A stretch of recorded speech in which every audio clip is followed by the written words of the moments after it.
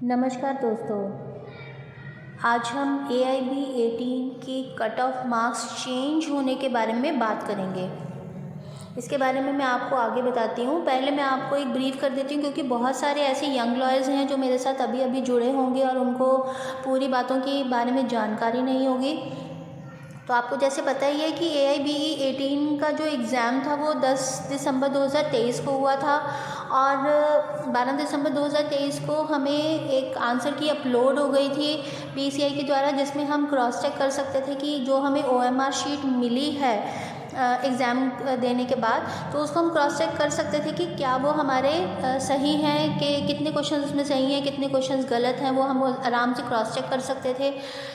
और उसके बाद हमें एक ऑब्जेक्शन रेज़ करने के लिए एक लिंक प्रोवाइड किया गया था बार काउंसिल ऑफ इंडिया की तरफ से कि भी अगर आप, बहुत सारे स्टूडेंट्स ऐसे हैं जिनको लग रहा था कि हमारा ऑप्शन जो है हमने फिल किया वो सही है, जबकि जो हमें OMR, जो हमें रिवाइज, जो हमें आंसर की मिली है उसमें जो है वो गलत है। तो एक हमें वहाँ पे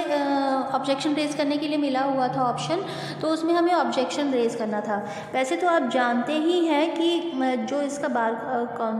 AIBE का एग्ज़ाम जो है उसमें जो अगर हम मार्क्स की बात करते हैं तो 45% जो है वो जनरल कैटेगरी के लिए और OBC कैंडिडेट्स के लिए थी, और 40% जो थी वो SC कैंडिडेट्स और डिसेबल्ड कैंडिडेट्स के लिए उन्होंने क्वालिफाइंग मार्क्स रखे हुए थे। वैसे तो ये चेंज हो गए थे, पहले लास्ट टाइम शायद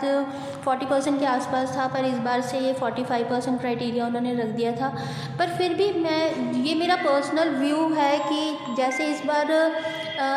जो एग्ज़ाम हुए हैं उसके अंदर कुछ ना कुछ क्वेश्चन गलत हैं, तो ये मेरा पर्सनल व्यू है। अभी इसकी तरफ से कोई स्पेसिफाई नोटिफिकेशन अभी बार काउंसिल ऑफ इंडिया की तरफ से नहीं आया है।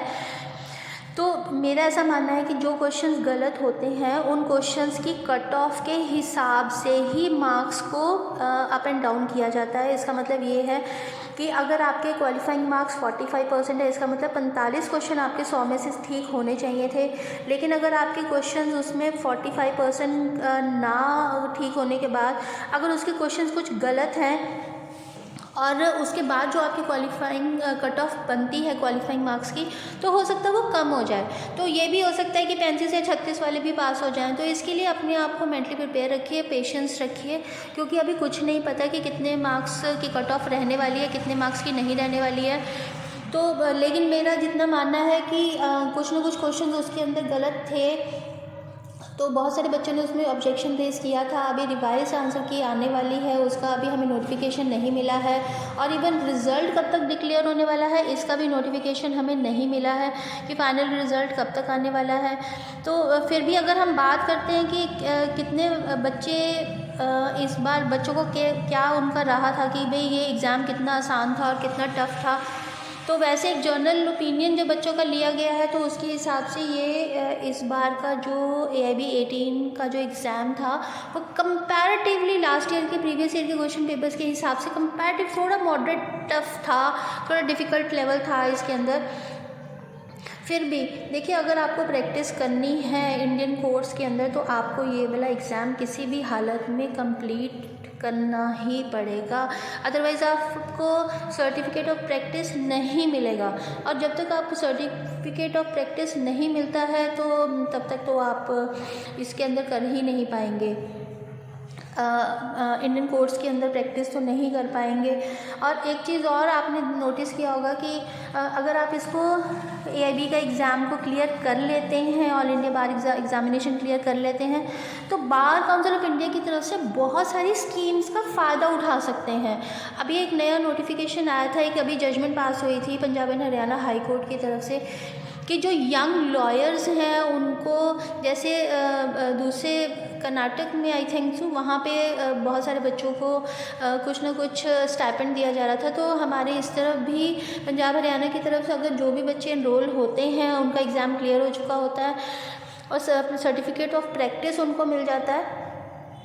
तो उसके बाद उनको 15,000 रुपये का स्टाइपेंड की रिक्वेस्ट की गई है। और जो लॉ के इंटर्न्स हैं उनको 3,000 या 5,000 की रिक्वेस्ट की गई है कि लॉ इंटर्न्स को कम से कम इतना ज़रूर मिलना ही चाहिए था। स्टाइपेंड, क्योंकि बहुत सारे बच्चे ऐसे होते हैं जो जो सुबह जाते हैं कोर्ट में और उसके बाद घर वापस आ जाते हैं। अगर वो फर्स्ट जनरेशन लॉयर्स हैं तो उनको अपने सीनियर से सीखना पड़ता है। सीनियर से सीखने के बाद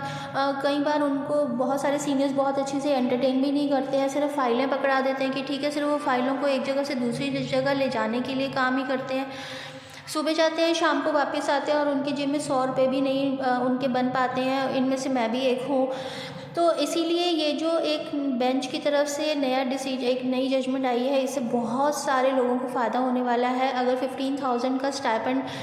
यंग लॉयर्स को मिलना शुरू हो जाएगा तो इससे बहुत सारे लोगों के अंदर एनर्जेटिक फील करेंगे कि कम से कम चलो 15,000 का खर्चा तो निकलेगा, उनका आने जाने का खर्चा निकल सकता है, उनको कम से कम अपने पेरेंट्स से या अपने घर वालों से मांगने की ज़रूरत नहीं पड़ेगी, क्योंकि